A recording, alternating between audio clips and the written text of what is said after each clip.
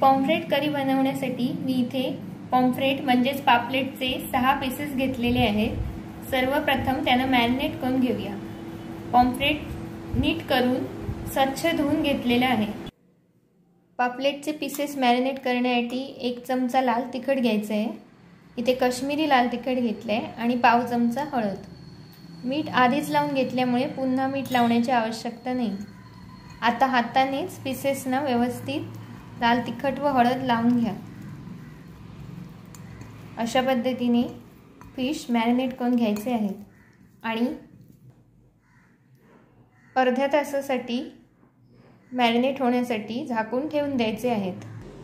पापलेट करीसाठी लागणारे अन्य साहित्य: 1 मोठी वाटी ओल्या नारळाचं किसलेलं खोबरं, 1 छोटा कांदा घ्यायचा आहे, त्यातील अर्धा कांदा वाटपासाठी आपण घेणार आहोत व अर्धा कांदा फोडणीसाठी घेणार आहोत। तसेच फोडणीसाठी पाव इंच आलं, तसंच वाटपासाठी आपल्याला लागणार आहे अर्धा कांदा, 1 हिरवी मिरची, 4 लसूण पाकळ्या, 1 चमचा धणे आणि पाव इंच आलं।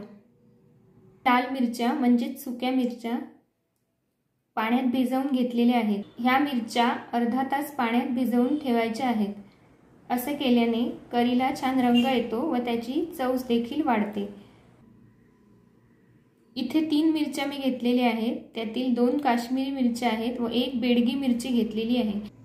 2 मोठे चमचे चिंचेचा कोळ, फोडणीसाठी 2 चमचे तेल, 1 चमचा लाल मिरची पावडर, पाव चमचा हळद, चवीप्रमाणे मीठ आणि पाणी।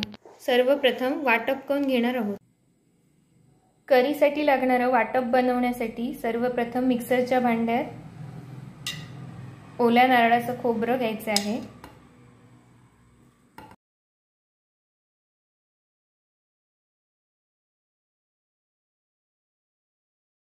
आता यात कांदा घालायचा आहे।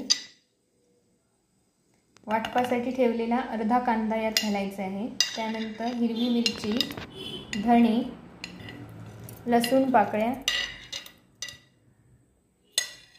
आणि पाव इंच आलं, तसेच लाल तिखट व हळद देखील यात घालायची आहे।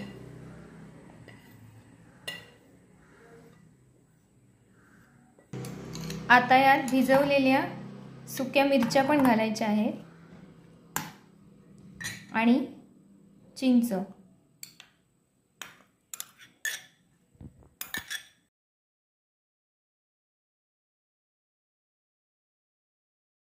आता यात अर्धा ग्लास पाणी घालायचं आहे आणि गंधासारखं बारीक वाटून घ्यायचं आहे। एक भांडं मीडियम फ्लेमवर गरम करण्यासाठी ठेवून त्यात तेल घालायचं आहे।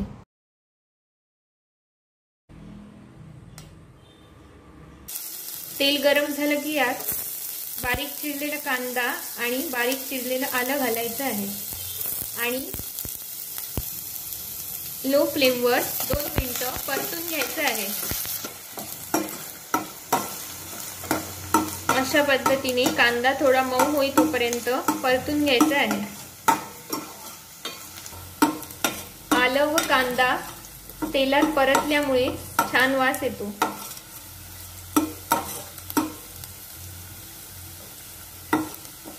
त्यामुळे वाटपात आपण आलं घातलेलं असलं तरी फोडणीसाठी थोडं आलं घातल्यावर करी आणि टेस्टी होते।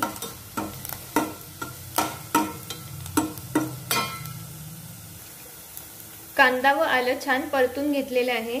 आता यात मॅरिनेट केलेले फिश घालायचे आहेत आणि ते देखील अशा पद्धतीने जरा परतून घ्यायचे आहे।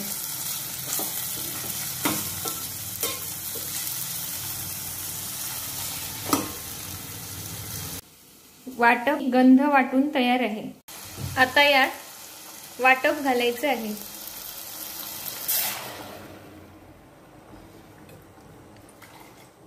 अर्धा पेला पाणी यात घालायचं आहे।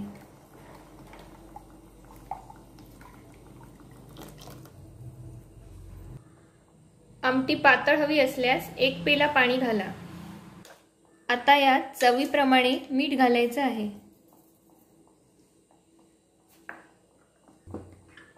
आमटी एकदा व्यवस्थित ढवळून घ्यायची आहे। गॅसचा फ्लेम मीडियम करायचा आहे आणि आमटीला छानशी उकळी येई तोपर्यंत शिजू द्यायची आहे। एक झाकण ठेवा, गॅसचा फ्लेम मीडियम करा आणि आमटीला उकळी येऊ द्या। 2 मिनिटांनंतर माशाच्या आमटीला म्हणजेच फिश करीला अशी छान उकळी येईल। गॅसचा फ्लेम ऑफ करा आणि करी गरम गरम भातासोबत सर्व करा।